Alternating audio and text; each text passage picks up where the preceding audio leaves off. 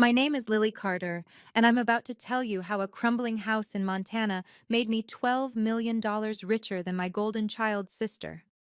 6 months ago, I sat in a mahogany paneled law office, watching my husband choose his seat, next to my sister Emma, not me. The will reading that followed should have destroyed me. Emma inherited our parents' $2 million Victorian mansion. I got a rotting shack in the middle of nowhere. My husband threw my suitcase on our lawn that very night, telling me not to return until I'd claimed what we deserved. But what I found in that abandoned house's basement changed everything. Before I reveal how a rusty key and a hidden clause brought Emma to her knees at her own charity gala, please take a moment to like and subscribe, but only if you genuinely enjoy this story. I'd love to know where you're watching from and what time it is there. It all started with a phone call from my parents' lawyer. The law office of Henderson and Associates occupied the top floor of Helena's oldest building, its windows overlooking the Capitol where my parents had built their life. I arrived in my 2015 Honda Civic, the paint oxidizing despite my best efforts. Emma's white Tesla Model S was already parked in the visitor spot. Of course, she'd arrived early to stake her claim. Inside, she sat cross-legged in the leather chair closest to Mr. Henderson's desk, her Hermes Birkin bag placed deliberately where everyone could see it. The burnt orange leather probably cost more than my annual teaching salary. She didn't look up from her phone when I entered, just continued scrolling through what I assumed were condolence messages from her 100,000 Instagram followers. Lily, David, my husband, barely acknowledged me before turning back to Emma. We were just discussing the estate's potential value. Were they now? I took the only remaining seat, a straight-back chair near the door, and watched them whisper. David had positioned himself between Emma and me, a choice that felt deliberate. His Brooks Brothers suit, the one I'd bought him for our 5th anniversary, seemed to mock me now. Mr. Henderson entered, carrying a manila folder that looked surprisingly thin for an estate worth millions. Behind him, a portrait of my parents dominated the wall.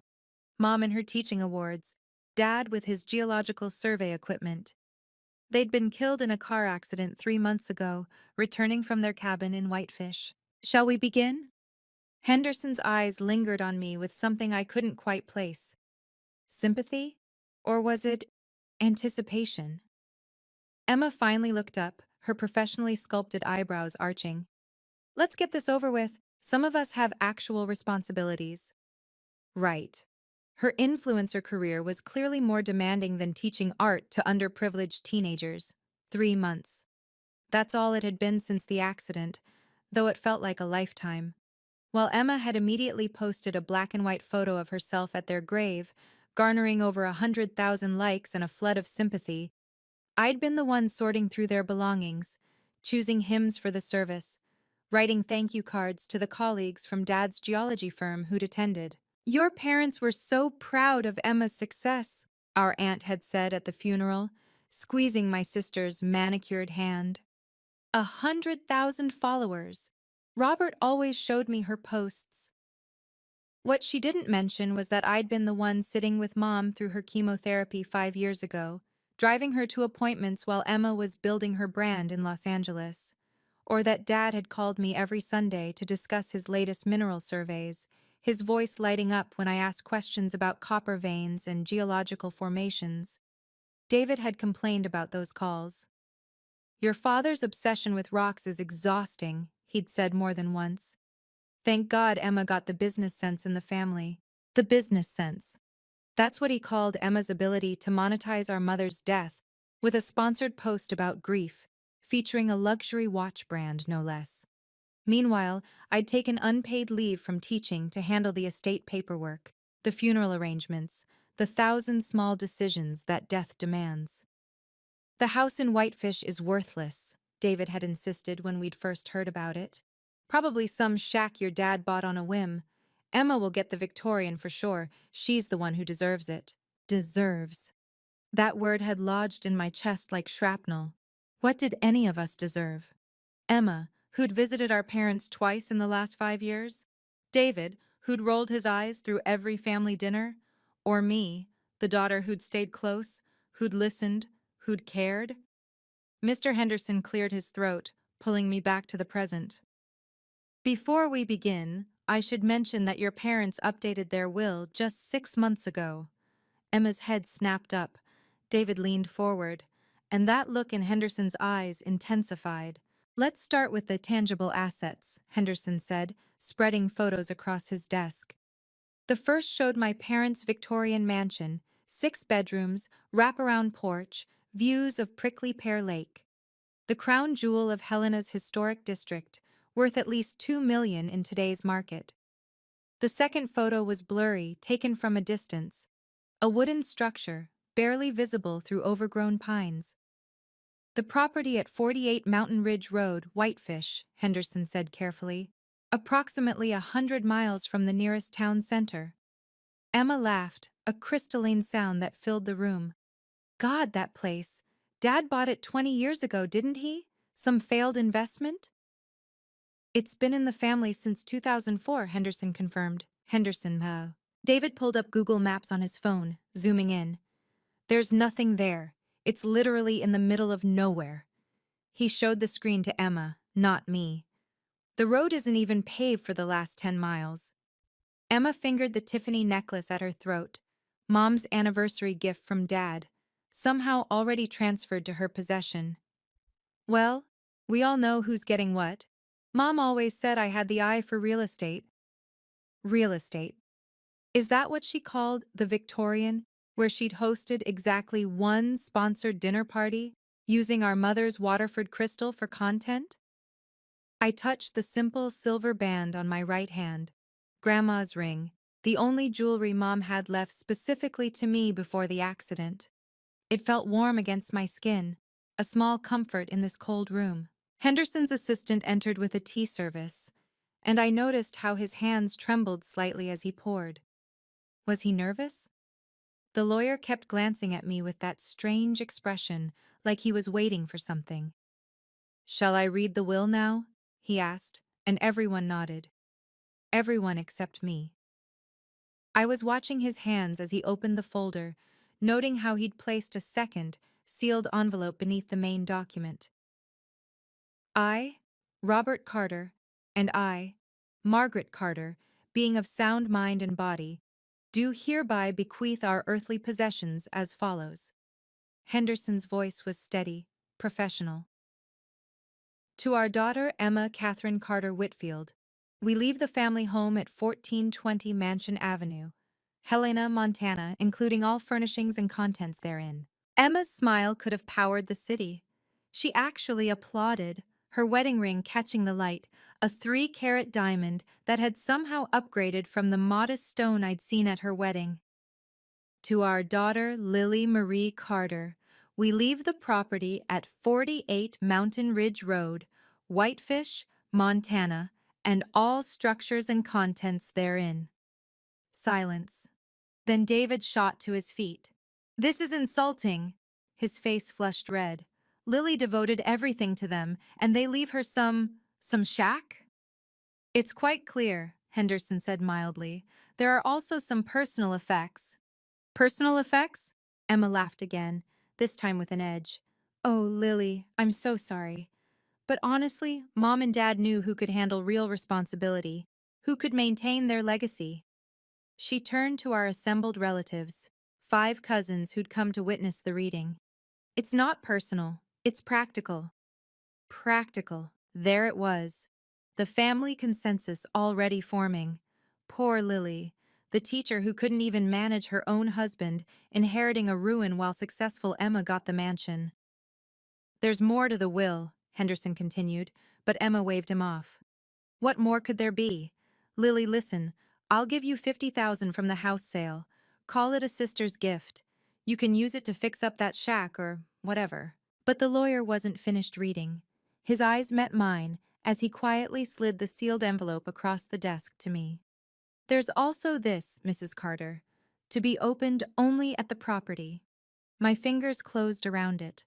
The paper felt expensive, heavy, like it was hiding something. 50,000? David's voice dripped contempt. Emma, that house is worth $2 million.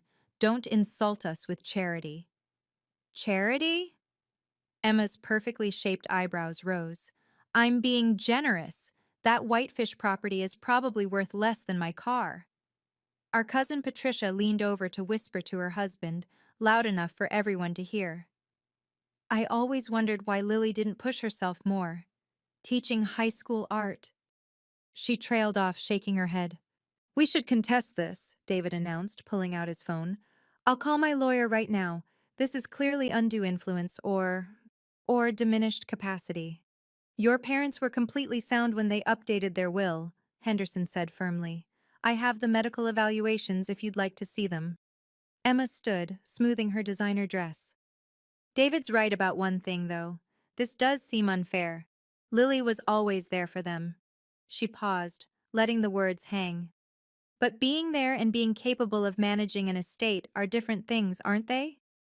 The condescension burned worse than anger would have. Our cousin Mark nodded sagely. The art teacher and the influencer. Makes sense who got what. I remained silent, turning the envelope over in my hands.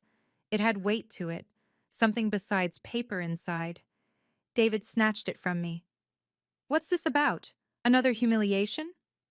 That's for Lily to open at the property, Henderson said sharply. Those were your parents' specific instructions. Instructions, Emma mused. They always did like their little mysteries. Remember Dad's treasure hunts when we were kids? Her voice softened with what almost sounded like genuine nostalgia. He'd leave clues everywhere. I remembered. I'd been the one who always solved them while Emma got bored and wandered off. David thrust the envelope back at me. We're leaving. This is degrading. But as I stood to go, Henderson's assistant pressed something into my hand, a business card with a number written on the back. Call if you need anything, he whispered. Anything at all. Emma was already live streaming in the parking lot, telling her followers about her bittersweet inheritance. The drive home was silent except for David's breathing, sharp, angry exhales that filled the car. He didn't speak until we pulled into our driveway, and then the words came like a flood. Your parents always knew, didn't they? Knew you were a failure. The word hit me like a physical blow. David? No, Lily. No more excuses. You're 35 years old, teaching finger painting to teenagers, while your sister built an empire. And now even your own parents acknowledged it. He was already at the bedroom closet, pulling out my suitcase, the one we'd bought for our honeymoon 8 years ago. You want to know what Emma texted me during the reading? She offered me a position at her management company, marketing director, 6 figures. You've been texting with my sister? Someone has to think about our future. He threw clothes into the suitcase without folding them. You're an embarrassment, Lily. To me, to your family, to everyone. It was 10 p.m. Rain had started falling. Where am I supposed to go? To that shack in Whitefish. Figure out how to contest the will, or convince Emma to trade properties, or I don't care. Just don't come back until you've gotten what we deserve. He dragged the suitcase to the front door. Pack light. You won't be gone long. Either you'll win, or we're done. David, please. It's late. It's raining. Should have thought of that before you spent your life underachieving. He held out my car keys. The Honda suits you anyway. Rusted, outdated, barely functional. I took the keys, my hands steady despite everything. And if I don't come back? Then Emma was right. You're not capable of handling real responsibility. He closed the door. I heard the deadbolt turn. I stood in the rain, suitcase at my feet, envelope in my pocket, and for the first time in years, I felt something besides resignation. I felt curious. If you've ever felt undervalued by the very people who should love you most, please leave a comment below. I read every single one and genuinely want to hear your story. Don't forget to subscribe so you won't miss the shocking ending that's coming. By morning, Emma's Instagram post had gone viral. A photo of her standing in front of the Victorian mansion, overlaid with text. Bittersweet inheritance. Grateful my parents trusted me with their legacy. Hashtag blessed, hashtag family, legacy, hash responsibility. 500 comments and climbing. You deserve it, Emma. Your parents knew best. So sorry for your loss, but happy they recognized your success.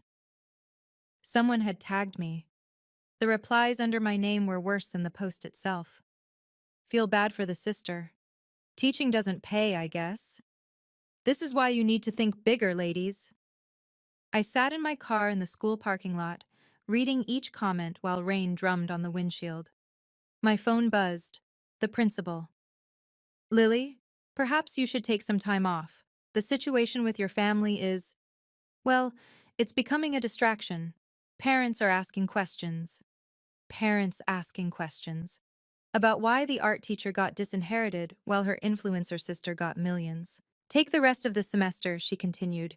We'll get a substitute. Focus on your family matters. Family matters. Like being locked out of my own home with a suitcase of wrinkled clothes. I drove to the house. My house, technically still half mine until the divorce David was probably already filing. His car was gone, but he'd left something on the porch. 3 boxes of my belongings. My art supplies. My mother's recipe box. Photo albums he'd never wanted displayed. A sticky note on top. Emma's assistant will contact you about the 50,000. Don't embarrass yourself by asking for more. My phone buzzed. A Facebook message from a username I didn't recognize. Ms. Carter, you probably don't remember me. I graduated 5 years ago. You told me to see beyond the surface. That real value isn't always visible. Don't give up. Whatever's happening, don't give up. You taught me to look deeper. Maybe it's time you did the same. I sat there, surrounded by boxes of my life, and made a decision. I started driving north, to Whitefish, to the shack, to whatever my parents had really left me. The parking lot of a 24-hour Walmart became my bedroom that first night. I'd made it 50 miles before exhaustion forced me to stop. The Honda's seats didn't recline properly. David had broken the mechanism years ago and deemed it not worth fixing. I woke at dawn to a security guard tapping on my window. Ma'am, you okay? Fine, I lied, showing him my phone's GPS. Just resting before a long drive. Whitefish. His eyebrows rose. That's 8 hours north, and there's weather coming. You got chains? Chains. Of course not. David handled car maintenance, which meant he handled his BMW's maintenance. There's a truck stop 10 miles up. They'll set you up. He paused. You sure you're okay? There's nothing in Whitefish except ski resorts you can't afford and wilderness you don't want to meet. Nothing in Whitefish except my inheritance. I bought chains, water, granola bars, and a thermos of coffee that cost more than I'd usually spend on lunch. The envelope from Henderson sat on my passenger seat, still sealed, its weight somehow growing with each mile. The GPS showed the route. Interstate to Highway 93, then progressively smaller roads until the last 50 miles were marked seasonal access only. In 400 miles, turn right. I had a quarter tank of gas and 1 credit card David hadn't canceled yet. The last gas station before Whitefish was in Kalispell, still hours away. Mile by mile, civilization fell away. Radio stations faded to static. Cell service dropped to 1 bar, then none. The trees grew denser, the sky grayer, the road narrower. In 800 feet, your destination. But the GPS screen showed nothing, just a blue dot in a sea of green. No roads, no structures, no data.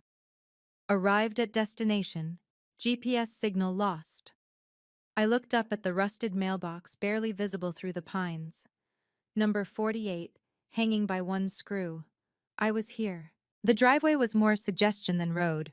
2 ruts through tall grass that scraped the Honda's undercarriage with every bump. Pine branches slapped the windshield. After a quarter mile, I saw it. Emma had been generous calling it a shack. The 100-year-old structure listed to one side, its roof collapsed over what might have been a kitchen. Wooden siding had weathered to gray, with gaps wide enough to see through. The front door hung at an angle that defied physics. I parked and sat for a moment, engine ticking as it cooled. This was it, my inheritance, my parents' final judgment on my worth. The door wouldn't open until I threw my shoulder against it. Inside, dust rose in clouds thick enough to choke on. Something scurried across the floor, mice or worse. Bats erupted from a hole in the ceiling, their wings stirring years of neglect into a whirlwind of decay. No electricity. The light switches clicked uselessly. No water. The taps gave a dying groan. The floorboards felt soft with rot beneath my feet. I made it to what had been a living room before the tears came. Not gentle tears, but body-shaking sobs that echoed off broken walls. 35 years of being the responsible daughter, the one who stayed close, who cared, who listened. This was my reward. This ruin. My phone had no signal to call anyone, not that I had anyone to call.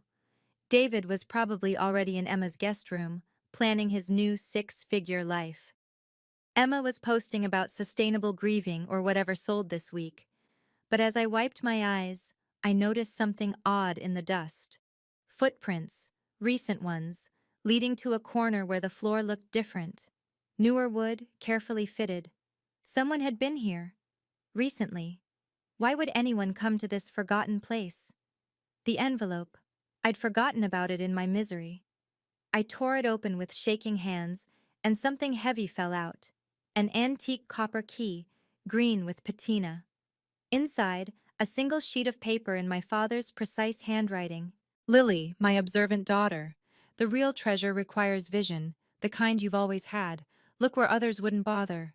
Love, Dad. P.S. You always saw what Emma missed. I turned the key over. It was old, far older than the house, with elaborate scrollwork, but every lock I could find was either broken or standard hardware store issue. The footprints in the dust led to the corner where the floorboards looked newer. I knelt, running my fingers along the seams. There, a section that shifted slightly under pressure. I pried at the boards with my car key until one lifted, revealing not a hiding spot but a trapdoor with modern hinges. And a new lock, definitely not 100 years old. Stainless steel, industrial grade. Someone had installed this recently, but the lock didn't match the antique key.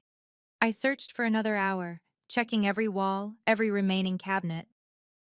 Finally, in what had been a bedroom, I found it. A section of wall that sounded hollow. Behind a loose board was another lock. This one antique, tarnished brass that matched the key's patina. The key turned with a satisfying click. Inside was a small metal box, modern and waterproof. Military surplus, maybe. Inside that, a USB drive, a rolled document, and another note from Dad. The basement isn't a basement. Your grandfather knew, I knew, and now you know. The house was camouflage. RC. The basement isn't a basement? I went back to the trapdoor, pulled it fully open. Metal rungs descended into darkness. Not a basement, a tunnel. And from somewhere below came a sound I recognized from Dad's geology videos, dripping water on metal. The sound of a mine. My inheritance wasn't a house. It was what lay beneath it. I used my phone's flashlight to descend, each rung solid despite the house's decay above. 10 feet down, my feet hit stone. The tunnel stretched ahead, shored up with timber beams that looked far newer than the house. Railroad tracks ran along the floor, narrow gauge, the kind used for mining carts. The walls sparkled in my phone light, veins of blue-green running through the rock. Copper. I recognized it from Dad's samples. 50 feet in, the tunnel opened into a chamber. Modern LED lanterns hung on hooks, batteries dead, but recent models. A folding table held surveying equipment, geological maps, and a metal lockbox. The document from Dad's hidden box was a geological survey dated 6 months ago. Morrison Mining Corporation's letterhead, stamped confidential. The summary made me sit down on a crate to read it again. Estimated copper reserves, 2.3 million pounds. Current market value, $12.2 million. Extraction viable with minimal environmental impact. Awaiting property owner authorization to proceed. $12 million. Under a worthless shack. The USB drive wouldn't work on my phone, but the lockbox was unlocked. Inside were contracts, all dated 5 years ago, all signed by Robert Carter and Lily Marie Carter. My signature. Except I'd never seen these documents. No, wait. I had. Dad had asked me to sign property transfer papers 5 years ago, said it was for tax purposes. I'd trusted him, signed where he pointed. But these weren't transfer papers. They were mining rights assignments, making me the sole owner of mineral rights for the property. Emma's name appeared nowhere. A sticky note on the contract in Dad's writing. Emma would sell to the first bidder. You'll know what to do. James Morrison is waiting for your call. My parents hadn't disinherited me. They'd hidden $12 million where Emma would never think to look, under something that appeared worthless. Back in the house, I found a portable generator in a shed, new, with a full tank. Someone had been maintaining this place just enough.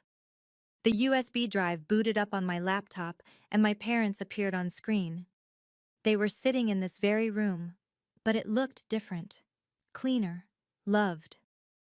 Lily, Mom said, her voice making my chest tight. If you're watching this, then we're gone, and you've found what we left you.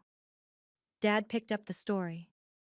5 years ago, I was surveying near here and found the copper vein. It extends from the mountain directly under this property. We bought the mineral rights immediately but kept it secret. Emma would have sold everything the moment she knew, Mom continued. She sees dollar signs, not legacy. But you, Lily, you understand that wealth isn't just money, it's what you do with it. They explained everything. The contracts I'd signed transferred the mineral rights to me alone, separate from the property deed. Even if Emma had inherited this house, the mining rights would still be mine. But they'd made sure I got both. James Morrison was my college roommate, Dad said. His company will offer fair terms and environmental protection. He's been waiting for you to contact him. Don't wait too long, there's a time limit. Mom leaned forward. The will has a special clause, Lily. If anyone tries to force you to give up your inheritance through coercion or fraud, they lose their own. Mr. Henderson has the sealed documentation. We know Emma will try to take this from you, Dad said quietly, and we suspect David will too. We've watched him these last years, seen how he treats you. You deserve better. The video ended with Mom saying, You were never less than Lily. You were always more. We love you. I sat in the dusty room and cried again, but these weren't tears of despair. My parents had played a long game, and I was just beginning to understand the rules. I drove back to where I had cell service and called the number on Morrison Mining's contract. A secretary transferred me immediately. Lily Carter? The voice was warm, amused. I've been expecting your call for 6 months. Your father said you'd need time to find everything. Mr. Morrison? James, please. Your dad and I go way back. How much did you find? The survey says 12 million in copper. Conservative estimate. Could be 15 with deep drilling. Your father was thorough. A pause. Has Emma contacted me? Oh yes, about 50 times. She found out about the mine 2 months ago, hired a private investigator. She's been trying to buy the rights, but I told her only the legal owner can authorize extraction. My stomach dropped. She knows? She knows about the copper. She doesn't know you own the rights. That was your father's masterstroke, separating property from mineral rights. Even if she'd inherited the land, you'd still own what's underneath. How long do I have? The contract specifies 6 months from the will reading before rights revert to the estate. That's 2 weeks from now. If you sign the extraction agreement before then, you're set for life. If not, it all goes to Emma as executor of the estate. Exactly. Your father wanted to give you time to decide without pressure. But Lily? His voice grew serious. Emma's been asking about property transfer documents. And someone named David has been calling about power of attorney forms. Be careful. They're trying to steal it. They're trying to steal what they think is yours. They don't know it's already legally protected. He chuckled. Your father set this up perfectly, but you need to stay strong for 2 more weeks. 2 weeks. I could do that.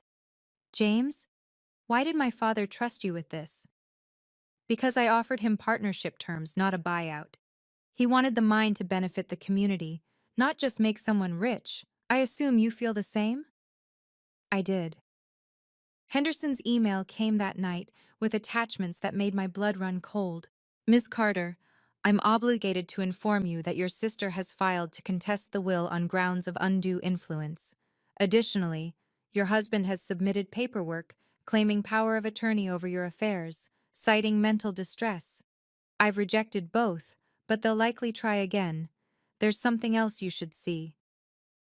The attachments included emails between Emma and David, dated 3 weeks before the will reading. They'd been planning this. Once Lily gets the worthless property, she'll be devastated, Emma had written. That's when you convince her to sign it over to me. I'll make it worth your while. 500K when I sell the copper rights. David's response? She trusts me. Give me a week after the reading, I'll have her signature. More emails detailed their plan. David would claim I was mentally unstable from grief. Emma had already drafted transfer documents. They'd found a notary willing to backdate paperwork. The final email, sent yesterday. She's in Whitefish. Perfect. No witnesses there. Get the signature before she figures out what's under that shack. Henderson had added his own note. Your parents anticipated this. Please read Section 47B of the will, attached. It's what we call a poison pill clause. I read it 3 times to be sure I understood.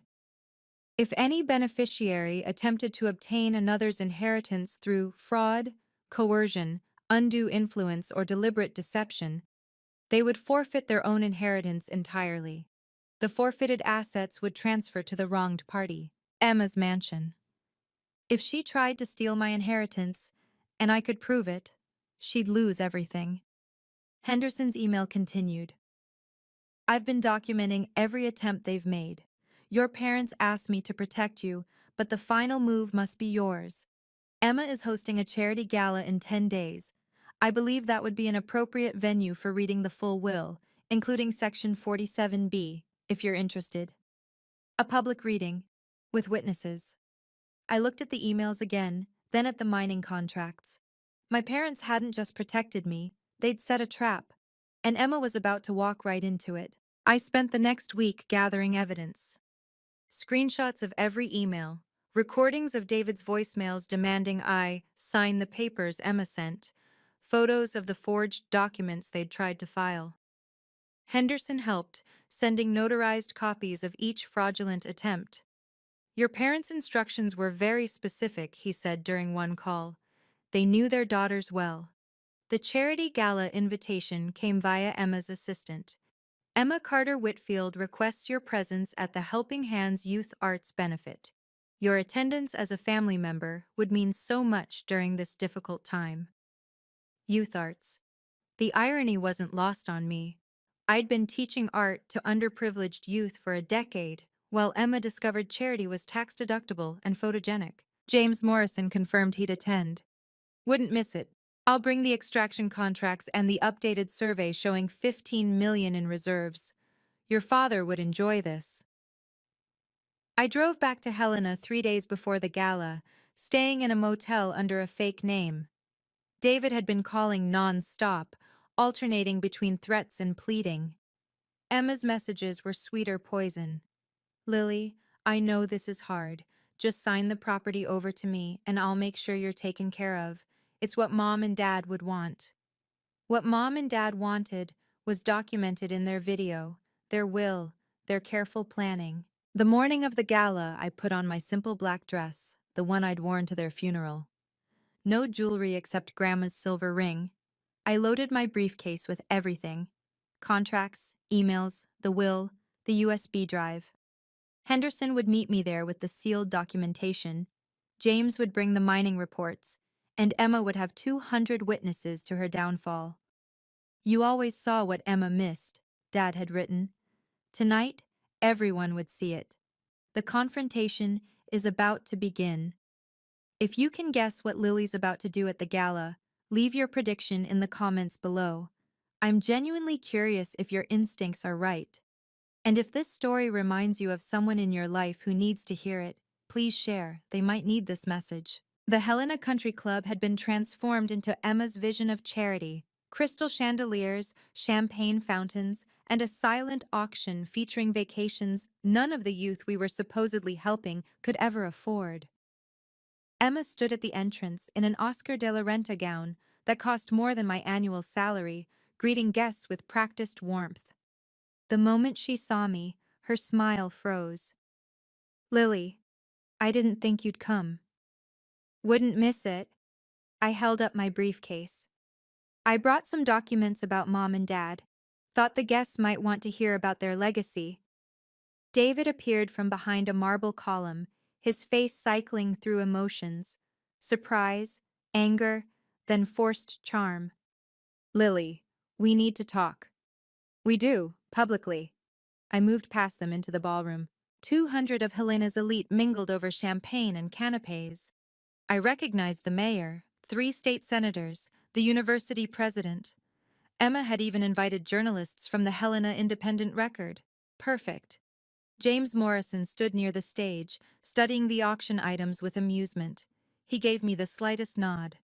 Henderson sat at a corner table, a folder in front of him. "Ladies and gentlemen," Emma's voice rang out. She'd followed me in, damage control mode activated. "My sister Lily has joined us. As you know, we recently lost our parents, and tonight's charity in their honor means everything to our family." Sympathetic murmurs rippled through the crowd. David grabbed my arm, lowering his voice. "Whatever you're planning, stop. Sign the papers and I'll come home. We can work through this." I removed his hand. "Everything I need to say is public." Emma was still talking, weaving a narrative about family unity and shared grief. The crowd was eating it up, some dabbing at their eyes. "Actually," I said, my voice carrying across the room, "I have an announcement about the Carter family inheritance." The room quieted. Emma's smile became brittle. "Please," she said. "This is a charity event. For youth arts. I teach youth arts. I think our guests would love to hear about our parents' final wishes." I walked to the microphone. "This isn't appropriate," Emma hissed, trying to block my path to the microphone. "This is my event." "Our parents' event," I corrected, loud enough for nearby guests to hear. "To benefit underprivileged youth. I've taught those youth for 10 years. You've been to my classroom once, for Instagram." David stepped forward, his finance voice activated, the one he used to convince clients to make bad investments. "Lily's been under tremendous stress. The loss of her parents, some family disputes." "Disputes?" I looked directly at him. "Like you throwing me out of our home? Or like the forged power of attorney documents you filed?" Gasps from the crowd. The journalists pulled out their phones. Emma's composure cracked. "We should discuss this privately." "Everything I need to say is public," I repeated, reaching the microphone. "Just like the will reading where you inherited a $2 million mansion while I got a crumbling shack in Whitefish." The crowd's sympathy shifted. Curious now. Poor teacher sister, rich influencer sister. The narrative wrote itself. But here's what Emma didn't want you to know. I opened my briefcase, pulling out the geological survey. "That worthless shack sits on $15 million of copper reserves." Emma went white. David's mouth opened and closed like a fish. "You knew," I said to Emma. "You've known for 2 months. You hired a private investigator, called Morrison Mining 50 times, tried to steal what you thought was mine." "I never—" "I have the emails." I held them up, including the ones where you and my husband planned to defraud me. $500,000 was his price to betray me. The crowd was dead silent now. 200 pairs of eyes locked on our family drama. Emma straightened, defaulting to her influencer persona. "Lily, you're confused. We were trying to help." "Then let's read the will. The whole will, including Section 47B. Henderson stood, holding the sealed document. "The part our parents added just for you." 6 months ago," I began, my voice steady despite the adrenaline flooding my system, "our parents died in a car accident. They left behind what seemed like an unfair will. Emma inherited their beautiful Victorian mansion. I inherited ruins. I clicked the remote, and the screen behind me lit up with photos: the collapsed roof, the rotting wood, the desolation of the Whitefish property. This is what my parents left me, their final judgment on my worth, it seemed. The crowd murmured sympathetically. Even Emma relaxed slightly, thinking I was playing for pity. But my father was a geologist. He spent 40 years studying Montana's mineral deposits, and 5 years ago, he found something extraordinary. Next slide, the mine entrance. Copper, $15 million worth, sitting under that worthless shack. I held up the Morrison Mining Survey. Verified by independent assessment. Viable for immediate extraction. Emma stepped forward. That's wonderful for you, Lily. We're all happy. You tried to steal it. I pulled out the emails. 3 weeks before the will reading, you and David were already planning. Quote, once Lily gets the worthless property, she'll be devastated. That's when you convince her to sign it over to me. David's face had gone gray. Those were private. Nothing about fraud is private. I turned to the crowd. They tried to file false power of attorney. They created backdated transfer documents. They attempted to steal $15 million from me. Even if that's true, Emma said, her voice sharp now, the property is yours. No harm done. Actually, Henderson said, stepping forward with the will, significant harm was attempted, and your parents anticipated it. He opened the sealed section. Section 47B, the forfeiture clause. If any beneficiary attempts to obtain another's inheritance through fraud, coercion, undue influence, or deliberate deception, they forfeit their own inheritance entirely. Emma swayed. What? You tried to defraud Lily. The evidence is overwhelming. Under the terms of your parents' will, you've forfeited the Victorian mansion. It transfers to Lily immediately. The room erupted. Henderson's voice cut through the chaos. May I read the exact language? Robert and Margaret Carter were very specific. The room quieted, everyone leaning in. Section 47B. We, Robert and Margaret Carter, having observed the character and choices of our children throughout their lives, hereby establish this protective clause. Should any beneficiary engage in acts of fraud, deception, coercion, or undue influence to obtain another beneficiary's inheritance, they shall immediately forfeit all rights to their own inheritance, which shall transfer in full to the wronged party. He looked up. The clause continues. This includes, but is not limited to, falsified documents, abuse of trust, manipulation of legal instruments, or conspiracy to defraud. Evidence of such acts may include written communications, witnesses' testimony, or documented attempts to circumvent this will. I pulled out the evidence folder. Exhibit A, emails between Emma Carter Whitfield and David Carter, planning to defraud me. I read David's promise to get my signature in exchange for $500,000. Exhibit B, falsified power of attorney documents filed with the state, claiming I was mentally incompetent. I showed the rejection letter from the state. Denied for obvious forgery. Exhibit C, backdated property transfer documents, notarized by... I looked at Emma. Your personal assistant's cousin. He's already admitted to the false notarization. Emma lunged for the microphone. You can't prove... James Morrison stood. I can. Morrison Mining has recordings of 53 calls from Miss Carter Whitfield, attempting to purchase rights she didn't own.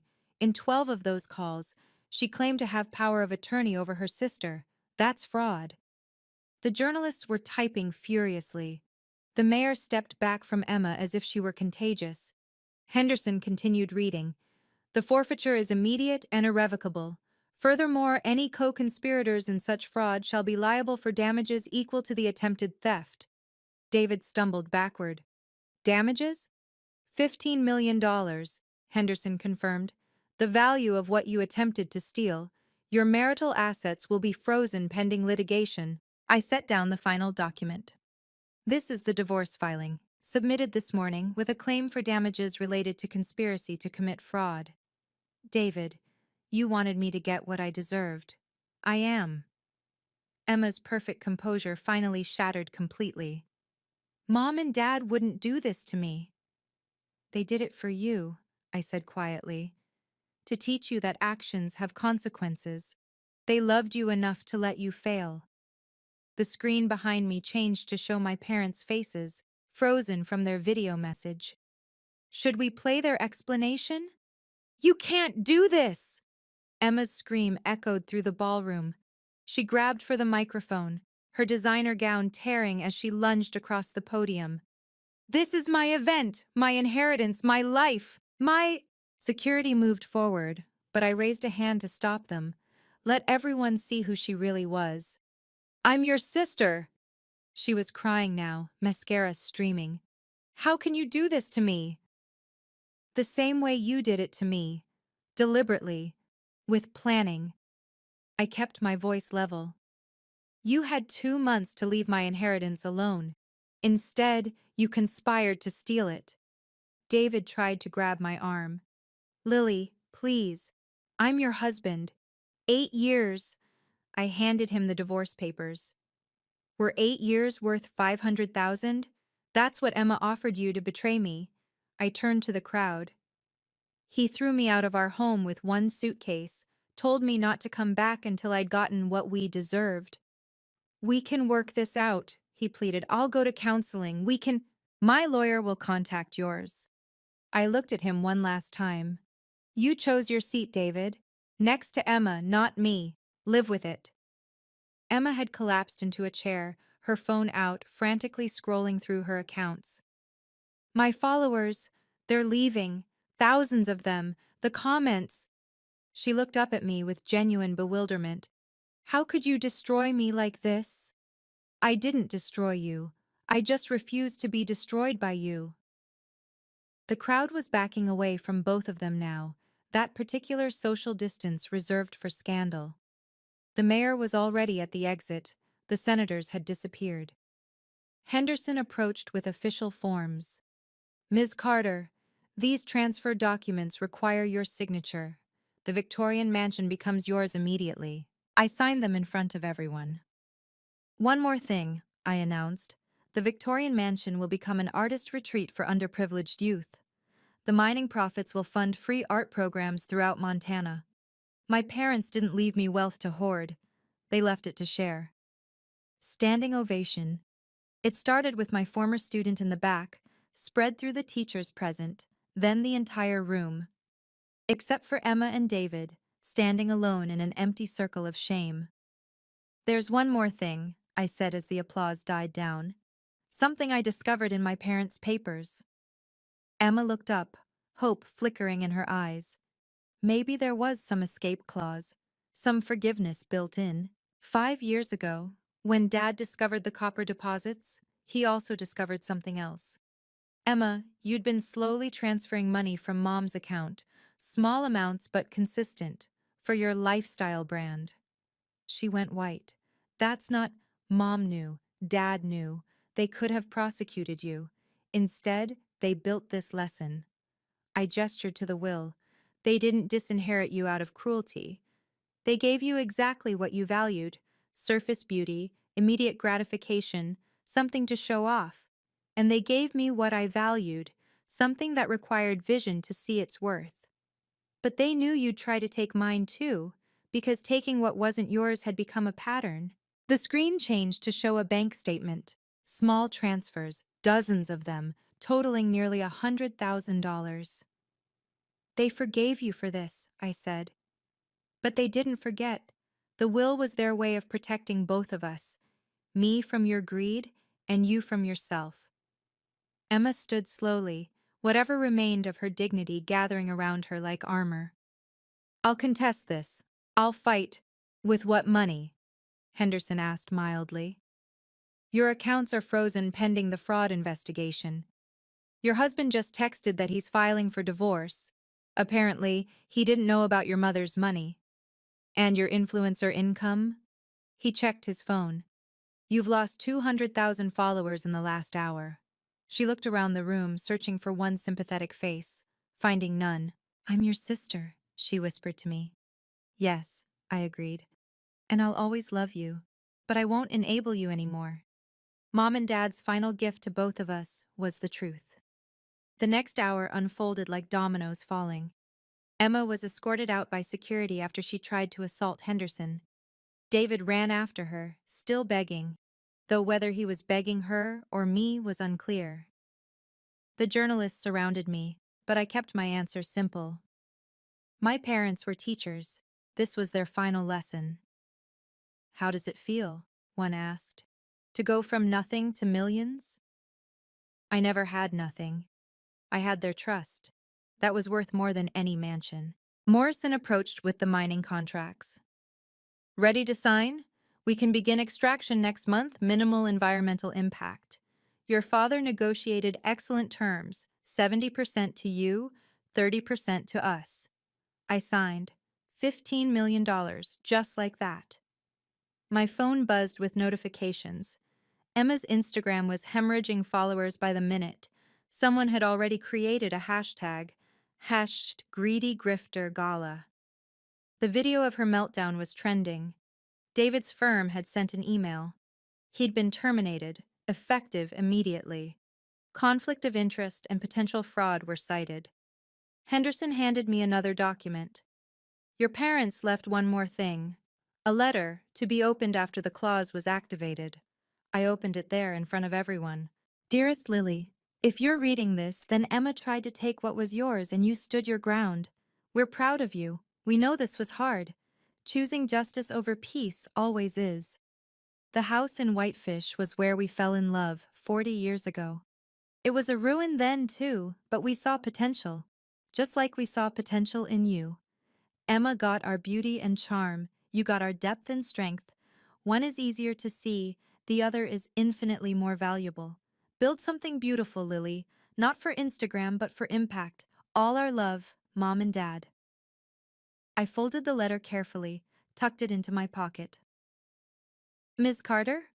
A woman approached, the principal of Jefferson High where I'd taught. We'd love to have you back. And with your new arts foundation, perhaps we could partner? I'll be there Monday, I said. Because millionaire or not, I had students waiting. I left the gala at exactly 9 p.m. walking past the valet stand to my Honda Civic. The parking attendant looked confused.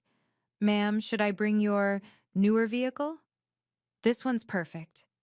I tipped him $50, probably the first real tip he'd gotten all night from this crowd of millionaires. The local news was already reporting. Helena Charity Gala turns into inheritance drama. Emma's face filled the screen, twisted in rage, mascara streaking. David behind her, looking lost. My phone had hundreds of messages. Former students, colleagues, distant relatives suddenly remembering I existed. I deleted them all except one. Ms. C. Saw the news. You taught us to see beyond surfaces. Looks like someone finally saw beyond yours. Maria, class of 2019. I drove past my, old house. David's BMW was gone, but Emma's Tesla was in the driveway. Through the window, I could see them arguing, David gesturing wildly, Emma throwing things. By morning, the divorce papers would be served. The fraud investigation would begin. Their world would crumble like that house in Whitefish, except there was no copper underneath their ruin. I kept driving, north toward the Victorian mansion that was now mine. Tomorrow, contractors would begin converting it into the Carter Arts Retreat. The first students would arrive in 6 months, kids who'd never had a real art class, never held a quality brush, never been told their vision mattered. But tonight, I had one more stop. The cemetery was quiet, moonlit. I sat between their headstones, nothing fancy, just granite markers with their names and beloved teachers. Lesson learned, I said quietly. Though you could have just told me about the copper. The wind through the pines sounded almost like laughter, almost like them. 6 months later, the Carter Arts Retreat opened its doors. 20 students, all from backgrounds that would have excluded them from Emma's charity gala, carried their art supplies into the Victorian mansion. This place is insane, whispered Marcus, a 17-year-old from East Helena. This is really free? Everything's free, I confirmed. Supplies, instruction, even lunch. The only cost is commitment. The mansion had been transformed. Emma's influencer perfect staging replaced with functional studios, natural light, workspace. The room where the will had been read was now a gallery for student work. Emma worked at a dental office downtown, receptionist, $15 an hour. I'd seen her once, at the grocery store. She'd turned away, but not before I caught the exhaustion in her eyes. David had moved back to Ohio, living with his mother. The fraud investigation had cleared criminal charges, but left them both financially destroyed. The mining operation had begun, carefully, sustainably. Morrison's team extracted copper worth $50,000 a month, my portion funding not just the retreat, but art programs in 12 Montana schools. I still taught at Jefferson High, still drove the Honda Civic, still wore Grandma's silver ring. The only thing that had changed was what I could give. Ms. Carter? Maria, my former student, now my teaching assistant, held up her phone. There's something you should see. Emma had started a blog. Lessons from Loss, she called it. The latest post was titled, My Sister Was Right. I didn't read it. Some apologies come too late. Serve only the apologizer. Ignore it, I told Maria. We have work to do. That afternoon, teaching in the studio overlooking the mountains, I found myself thinking about the house in Whitefish. I'd kept it exactly as it was, ruin above, treasure below. A monument to the truth my parents knew, value isn't always visible.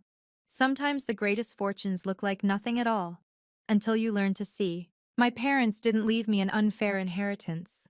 They left me a test disguised as a gift, wrapped in justice, sealed with love.